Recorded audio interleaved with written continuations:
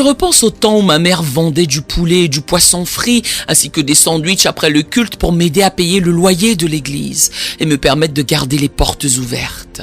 Si on m'avait dit que je finirais dans ce bâtiment aujourd'hui... Une prophétesse était venue dans notre église. Elle venait de Géorgie. Son nom était Bernice Johnson, je crois. Elle a soutenu que Dieu lui avait affirmé qu'il allait nous envoyer 500 âmes. Je conduisais une Valiant de 1965. C'était déjà vieux à l'époque. C'est antique de nos jours. Mais c'était déjà très ancien en ce temps-là et bien rouillé. Le plancher était tout corrodé. Je chargeais ma voiture pour transporter les membres chez eux. Suite à la prophétie, le frère Moore avait lâché. « Pasteur, si le Seigneur nous accorde 500 âmes, où allons-nous les mettre ?» L'église ne pouvait en accueillir qu'environ 80. Regardez aujourd'hui la salle dans laquelle vous êtes en ce moment. Je n'ai rien planifié de tout cela. Je ne l'ai pas orchestré. Je ne l'ai pas vu venir. Il m'était impossible de voir aussi loin dans le temps. Je me souviens qu'un jour, on fêtait mon anniversaire. Ce jour-là, j'étais si démoralisé que je voulais tout laisser tomber, puisque presque personne n'était venu. Tous, les pasteurs invités et leurs membres étaient là, mais aucun des miens n'était venu. J'en étais si déprimé que j'ai voulu démissionner. J'ai presque résigné à ce moment-là. C'était si humiliant. Je ne réalisais pas que demain appartient à Dieu. Quand on rentrait chez nous après l'église avec Serita, mon épouse, et que le courant était coupé, on disait aux garçons qu'on jouait à un jeu. Le jeu consistait à voir qui irait le premier au lit sans se cogner les doigts de pied pour gagner un prix que je ne pouvais même pas me permettre.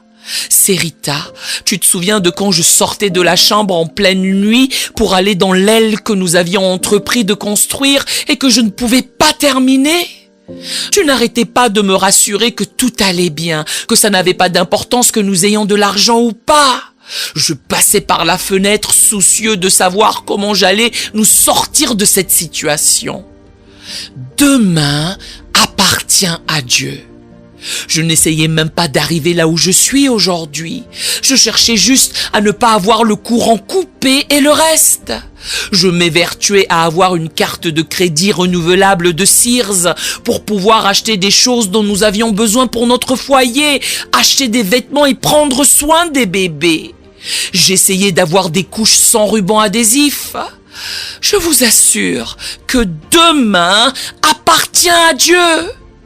Hier matin, je me suis entretenu avec 2 sénateurs au téléphone et Puffy, pas plus tard qu'hier, m'a appelé et m'a supplié de vous demander de prier pour lui car il se prépare à être le présentateur du Billboard Award ce soir à 20h. Il m'a appelé moi, l'homme qui avait sa ligne de téléphone coupée hier. Aujourd'hui, je gère des affaires. Des gens du monde entier m'appellent, alors qu'il fut un temps, j'étais dans l'incapacité de payer ma facture de téléphone. Quand je vous certifie que demain appartient à Dieu, je n'exagère pas. Je vous fais part des choses que je sais parfaitement. On n'a pas attendu d'être à demain pour le louer. On s'enfermait toute la nuit. On louait Dieu sans électricité. On louait Dieu quand le gaz était coupé et que la maison était froide. Te souviens-tu, Serita, de quand nous avions des chauffages au kérosène pour essayer de chauffer la maison à partir de notre chambre car nous n'avions pas de gaz? On louait le Seigneur. Alors je lis tout esprit de mensonge qui insinue que je fais tout ce que je fais pour de l'argent. J'ai fait tout ça sans électricité. Je l'ai fait sans eau. Je l'ai fait sans voiture. Je l'ai fait sans nourriture chez nous. Je louais Dieu quand je ne savais pas ce que nous allions manger le lendemain. Je louais Dieu quand nous ramassions des pommes pour nourrir nos enfants, puisque nous n'avions rien d'autre à leur offrir. Je louais Dieu quand nous ramassions des bouteilles vides pour les amener au recyclage, dans le but de gagner quelques centimes pour acheter de quoi nourrir mes enfants. Comment osez-vous m'insulter? Comment osez-vous m'outrager? Vous vous présentez à la fin du film et vous pensez comprendre l'histoire. Comment osez-vous me vilipender? Je vis dans mon demain. Je vis dans mon demain. Mon hier m'a valu le droit de me tenir là où je me tiens en ce moment. Alléluia! Je sais de quoi je parle. Demain appartient à Dieu. Et si Dieu décide de vous bénir, aucun diable, aucun sorcier, aucun sortilège, aucune malédiction, aucune erreur, aucun échec, aucun péché, aucun manquement, rien ne pourra l'empêcher de le faire. Demain appartient à Dieu. Cette malédiction de Jézabel qui vous empêche de dormir la nuit est un esprit de mensonge venu du puits de l'enfer.